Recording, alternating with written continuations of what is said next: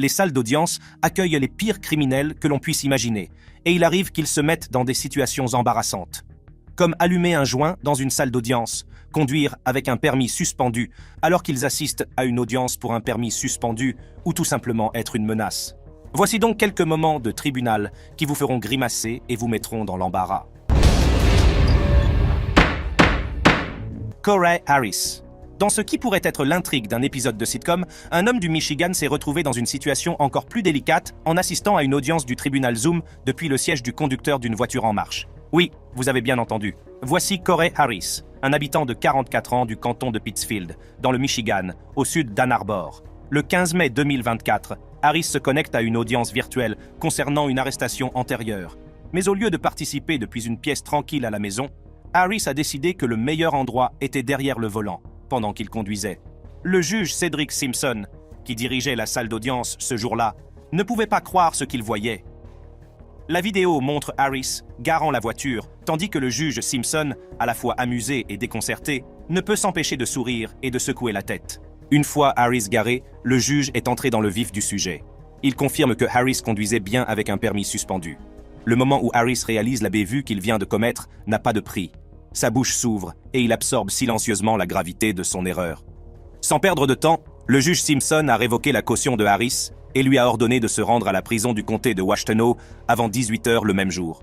Le juge a précisé que le non-respect de cette obligation entraînerait l'émission d'un mandat d'arrêt à l'encontre de l'auteur de l'infraction.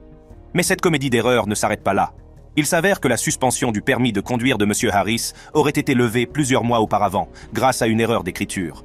Selon les dossiers du comté de Saginaw, la suspension du permis de conduire de M. Harris devait être levée en janvier 2022.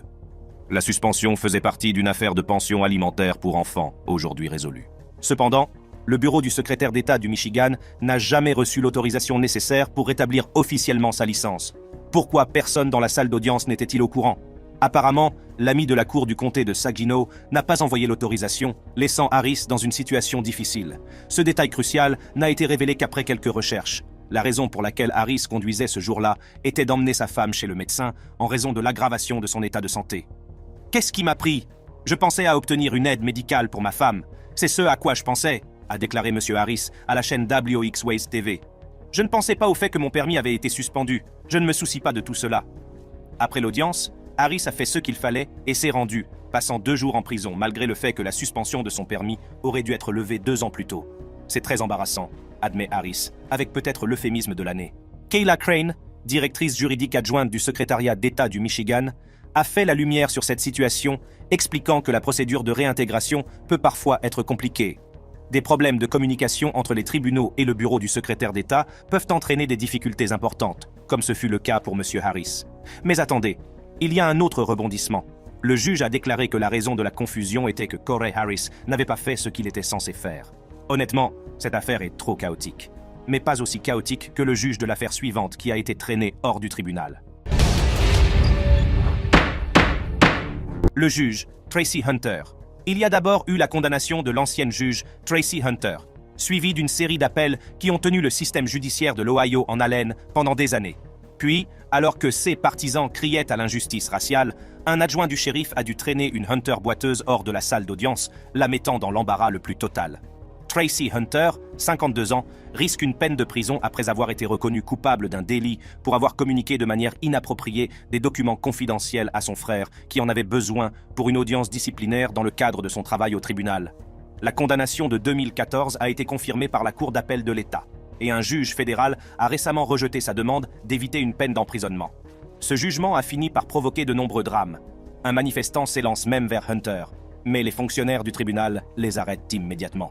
Cependant, la salle d'audience s'est transformée en une scène tout droit sortie d'une série télévisée dramatique lorsque Madame Hunter, en entendant sa condamnation, est devenue molle et a dû être évacuée physiquement. Des partisans portant des t-shirts à son nom ont crié en signe de protestation à l'approche des adjoints. Madame Hunter n'a pas résisté, ce qui a donné lieu à une sortie peu digne lorsqu'elle a été traînée dehors. Madame Hunter a été transférée dans une autre pièce en fauteuil roulant pour entamer la procédure d'exécution de sa peine de 6 mois d'emprisonnement. Elle a toutefois été libérée après moins de 3 mois. Mais l'avocat de Hunter, David Singleton, n'en démordait pas. Il croyait vraiment en son innocence. Elle ne peut pas avoir de remords pour quelque chose qu'elle n'a pas fait. a déclaré M. Singleton, qui a promis de continuer à se battre pour faire annuler sa condamnation et obtenir sa libération dès que possible. Le procureur Joe Deters n'a pas mâché ses mots, écrivant au juge que Hunter avait fait preuve d'un manque de respect incroyable à l'égard du juge et du système judiciaire. Le parcours de Mme Hunter a commencé en 2010, lorsqu'elle s'est portée candidate au poste de juge du tribunal pour enfants. L'élection était si serrée qu'il a fallu 18 mois pour prendre une décision, ce qui a retardé son entrée en fonction. Elle a finalement remporté la victoire dans une course très disputée contre son adversaire républicain, entrant ainsi dans l'histoire en tant que première femme afro-américaine élue au tribunal des mineurs du comté d'Hamilton. Son avocat estime que ces ennuis judiciaires sont en partie dus à des tensions raciales et politiques. Elle était intrépide dans ses prises de position et s'est retrouvée du mauvais côté de l'établissement politique du comté de Hamilton. Elle a énervé les gens, a-t-il déclaré. Quelle qu'en soit la raison, elle a fini en prison. Mais si vous pensez qu'être traîné hors du tribunal est une mauvaise chose, que diriez-vous de twerker au tribunal? Calvin Lloyd Griffiths. Dans une scène surprenante et quelque peu bizarre, un homme accusé d'avoir volé une voiture dans un lycée a décidé de montrer ses pas de danse lors de son audience de libération sous caution. Calvin Lloyd Griffith, âgé de 30 ans, a été présenté jeudi matin à Catherine M. Pooler, juge du circuit de Miami-Dade. Griffith est accusé d'avoir volé un véhicule à la Miami Edison Senior High School. Lorsque Griffith a été présenté au juge, il a crié avec enthousiasme « Ma mère est là !» Mais lorsque son micro a été coupé pour l'empêcher de continuer à parler, Griffith a adopté une approche inattendue pour regagner l'attention du juge. Il s'est mis à twerker. Malheureusement pour Griffith, le juge Pooler est loin d'être amusé par ces pitreries. Elle a rapidement fixé sa caution à 18 500 $, manifestement peu impressionnée par sa tentative de se tirer d'affaire par la danse. Griffith avait été arrêté plus tôt dans la journée et accusé de plusieurs délits, notamment de cambriolage d'un logement occupé, de vol mineur, de vol de voiture au 3e degré et d'intrusion sur le terrain de l'école. Selon la police des écoles de Miami-Dade, mardi, Griffith est entré dans le bureau des présences de Miami Edison, a volé un jeu de clés de voiture sur le comptoir, puis est parti à bord d'une Volkswagen Passat noire de 2013. Les images de surveillance de l'école ont permis à la police d'identifier et d'appréhender Griffith. Lors de sa comparution devant le tribunal, la mère de Griffith était présente et portait un sac contenant des médicaments prescrits pour lui. Griffith souffrirait d'une maladie mentale et n'aurait pas pris ses médicaments au moment de l'incident. Malgré son emportement et son numéro de danse, Griffith a reçu l'ordre de ne pas retourner au lycée Miami Edison Senior High School. Le juge Pooler l'a sévèrement mis en garde. « N'y retournez pas, vous n'êtes plus un élève. » Griffith, déjà en liberté surveillée pour des faits similaires, a été maintenu en détention, moyennant une caution de 18 500 $ et restera en détention jusqu'à sa prochaine comparution devant le tribunal. Mais si le cas du voleur twerkant vous a mis dans l'embarras, notre prochain cas, celui d'une Karen hurlante, vous fera grimacer. Amanda Styles. Ensuite, nous avons une audience de garde d'enfants qui est plus dramatique que la télévision de jour. Nous nous rendons à Dallas, au Texas, où Amanda Styles et son ex-mari, Ryan Parnell, s'affrontent dans une salle d'audience virtuelle. Amanda Styles, âgée de 33 ans, et son ex-mari, Ryan Parnell, sont impliqués dans un conflit houleux au sujet de la garde des enfants.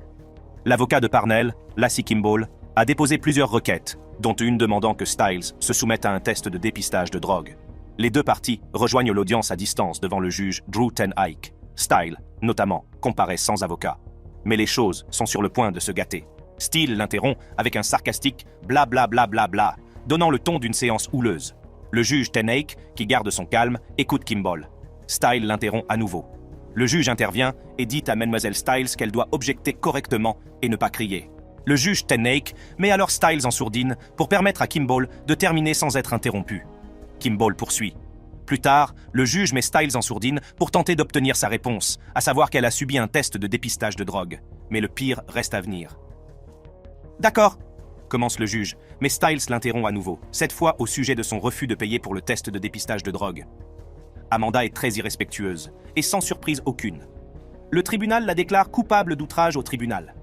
À ce stade, on peut se poser des questions. Amanda veut-elle aller en prison ? Au bout du compte, Styles est reconnu coupable d'outrage au tribunal et condamné à payer 400 $ d'amende. L'affaire de la garde des enfants se termine par l'abandon des droits de Styles, y compris les droits de visite, tandis que Ryan Parnell obtient la garde complète. Rien de surprenant à cela. Notre prochain article suit un homme qui a été confronté à un juge intransigeant qui a littéralement bâillonné le défendeur en lui collant un ruban adhésif sur la bouche. Franklin Williams. Ensuite, nous vous présentons le cas étrange de Franklin Williams, qui a dû faire face à des mesures extrêmes de la part du juge John G. Russo dans une salle d'audience de l'Ohio. En 2018, le juge John G. Russo a atteint ses limites avec Franklin Williams lors d'une audience dans l'Ohio. Williams, qui comparaissait pour cambriolage, avait beaucoup de choses à dire et refusait de se taire malgré de multiples avertissements. Après avoir ignoré à plusieurs reprises les appels à fermer la bouche, le juge Russo a décidé de prendre une mesure sans précédent. Il a ordonné aux huissiers de placer du ruban adhésif sur la bouche de Williams. Alors que les huissiers s'approchent, le juge lui dit carrément que s'il crache dessus, s'il tente de le mordre ou s'il attaque l'un des adjoints, il, Franklin Williams, passera une mauvaise journée. Williams a obtempéré et s'est laissé scotcher la bouche, mais il a continué à protester à travers le scotch. Les images de cet incident sont rapidement devenues virales, suscitant de nombreux débats sur la question de savoir si les actions du juge étaient justifiées. Un autre juge, qui s'est occupé plus tard de l'affaire Williams, a suggéré que le fait de scotcher sa bouche n'était pas la meilleure décision, mais n'était pas non plus tout à fait anormal. Williams comparaissait pour son deuxième procès, affirmant que son avocat n'avait pas correctement expliqué les accusations lors de son premier procès en 2016, au cours duquel il avait plaidé coupable de vol qualifié et s'était vu infliger une peine de 14 ans d'emprisonnement. Outré par l'enregistrement, Williams l'a décrit comme l'humiliation ultime, comparant son traitement à un chien sur le point d'être endormi. Son avocat a condamné la décision du juge, estimant qu'elle faisait paraître Williams bien plus dangereux qu'il ne l'était. Finalement, en 2019, Williams a été condamné à 33 ans de prison. Le juge Russo a d'abord défendu ses actions en déclarant « Tout le monde a le droit de s'exprimer avec mon sténographe, mais nous ne pouvons pas le faire en même temps ou crier l'un sur l'autre. » La juge Patricia Cosgrove, qui a repris l'affaire par la suite, s'est concentrée sur la détermination de la peine plutôt que sur l'incident controversé de l'enregistrement. Elle a noté que Williams avait un passé criminel de 10 ans et qu'il était un individu narcissique qui rejetait la responsabilité de ses actes sur les autres. Elle lui a infligé une peine de 33 ans, en insistant sur la nécessité de mettre fin à ses activités criminelles. Lors de sa condamnation, Williams a choisi de rester silencieux, contrairement à son comportement antérieur au tribunal. Il a prononcé un discours de 12 minutes dans lequel il s'est présenté comme un défenseur de la justice sociale, évoquant Tamir Rice, Trayvon Martin et Oscar Grant. Le juge Cosgrove a reconnu le précédent juridique établi par les décisions du juge Russo, mais a admis que ce n'était peut-être pas la meilleure approche. Elle a souligné l'importance d'aller de l'avant et de se concentrer sur l'avenir plutôt que de s'attarder sur les événements passés. Le procureur adjoint Eben McNair a décrit Williams comme une vague de criminalité à lui tout seul et une menace impénitente et irrémédiable, soulignant sa série de vols à main armée et d'autres crimes. Cosgrove a permis à Williams d'embrasser sa mère après la condamnation, malgré les objections d'un superviseur du shérif. Ce moment d'émotion dans la salle d'audience diffère des tensions précédentes. Il s'agit de la 3e condamnation dans la longue épreuve judiciaire de Williams. Son avocat a souligné que si les crimes étaient graves, ils n'impliquèrent pas de violences graves, comme la mutilation, le viol ou le meurtre. Le premier accord de plaidoyer conclu en 2016 a été invalidé en raison de fausses informations fournies par son avocat. Lors de son procès en 2017, Williams a retiré son bracelet électronique et s'est enfui au Nebraska, ce qui a entraîné une condamnation en son absence. Il a ensuite été capturé et renvoyé dans l'Ohio, où son comportement perturbateur s'est poursuivi au tribunal. Le cas suivant est assez similaire à celui de Franklin Williams, mais au lieu de se contenter de perturber verbalement, cette femme a tenté d'attaquer le juge. Melissa Hardwick. Imaginez une journée ordinaire au tribunal des affaires familiales, où la juge Jennifer Edwards est saisie d'une plainte classique pour violence domestique. Le mari de Melissa Hardwick, dont elle était séparée, avait déposé la plainte, mais les choses ont pris une tournure inattendue et dramatique. Au cours de l'audience, le juge Edwards a décidé de condamner Melissa à une peine de 10 jours. Cela n'a pas plu à Melissa qui, au lieu de prendre son mal en patience, a décidé d'ajouter un peu de piquant au drame du tribunal. Des images de surveillance montrent le mari de Melissa expliquant calmement pourquoi il a déposé l'ordonnance, avant d'être interrompu par Melissa elle-même. Malgré les avertissements répétés du juge Edwards, Melissa ne pouvait pas s'arrêter de parler. Melissa, qui n'est pas du genre à se laisser faire, s'est littéralement jetée sur le banc du juge. Le chaos s'est ensuivi lorsque 3 agents de sécurité sont entrés en action, plaquant Melissa au sol. Heureusement, le juge Edwards est sorti indemne de la bagarre, tandis que Melissa s'est retrouvée avec quelques égratignures au visage. Il ne s'agissait pas d'un drame judiciaire à la télévision, mais de la vie réelle. Melissa a dû répondre à d'autres chefs d'accusation, menaces terroristes au 3e degré, intimidation d'une personne participant à la procédure judiciaire et résistance à l'arrestation. Sa caution a été fixée à 25 000 $. L'agent de sécurité du tribunal, Adam Dodson, qui a joué un rôle clé dans l'immobilisation de Melissa, a admis qu'il n'avait vu de telles pitreries que lors d'exercices d'entraînement. « Je travaille ici depuis 3 ans et demi, et c'est la première fois que quelque chose d'aussi grave se produit. a-t-il fait remarquer, secouant probablement la tête en signe d'incrédulité. Le résultat des acrobaties de Melissa au tribunal a été une condamnation à 120 jours de prison pour outrage à magistrat, près de 4 mois, soit beaucoup plus que la peine initiale de 10 jours qui avait déclenché l'incident. Entre-temps, le juge Edwards a décidé que l'ordonnance pour violence domestique déposée par le mari de Melissa resterait en vigueur. Ainsi, ce qui avait commencé comme une audience de routine sur la violence domestique s'est terminé par un spectacle d'audience sauvage, garantissant que toutes les personnes présentes auraient une histoire à raconter pour les années à venir. Mais l'affaire la plus spectaculaire est sans doute celle dans laquelle un accusé a choisi d'allumer un joint au tribunal.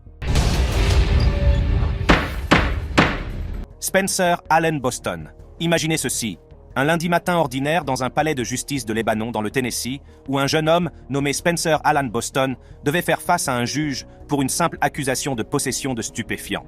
Mais ce qui s'est passé ensuite est tout sauf ordinaire. Spencer Boston, 20 ans, qui n'a manifestement pas peur de faire une déclaration, s'est approché du banc des accusés, prêt à discuter de sa peine. Cependant, au lieu des habituels bavardages de la salle d'audience, il a décidé de faire un geste audacieux. Sous les yeux du juge, Spencer a sorti de sa poche une cigarette de marijuana et l'a allumée au milieu de la salle d'audience. Les médias se sont rapidement emparés de l'affaire. Le shérif du comté de Wilson, Robert Bryan, décrivant la scène comme l'une des plus folles dont il ait jamais été témoin. Alors que la salle d'audience se remplit d'un nuage de fumée, la foule ne peut s'empêcher de rire de l'audace de Spencer. Alors que les officiers de justice s'empressaient de le placer en garde à vue, Spencer a continué à plaider en faveur de la légalisation de la marijuana. Le lieutenant Scott Moore, du bureau du shérif, a confirmé que le public de la salle d'audience avait trouvé l'incident amusant. Mais si Spencer a pu s'amuser, il s'est aussi attiré des ennuis plus graves. News Channel 5 a rapporté que la séance de tabagisme impromptu de Spencer a conduit à des accusations supplémentaires de conduite désordonnée et de possession simple. Alors qu'il était conduit hors de la salle d'audience, laissant derrière lui une traînée de fumée, Spencer a continué à crier la nécessité de légaliser la marijuana dans le Tennessee. Son petit coup d'éclat lui a valu d'être accusé d'outrage à magistrat et d'écoper d'une peine de 10 jours de prison, en plus des charges qui pesèrent sur lui. Le shérif du comté de Wilson, Robert Bryan, a parfaitement résumé la situation en déclarant à News Channel 5 « l'une des choses les plus folles que j'ai jamais vues ». En effet, il s'agissait d'un moment au tribunal qu'aucune des personnes présentes n'est susceptible d'oublier de sitôt. Merci d'avoir regardé. Consultez les vidéos sur votre écran pour découvrir d'autres histoires palpitantes de la vie réelle.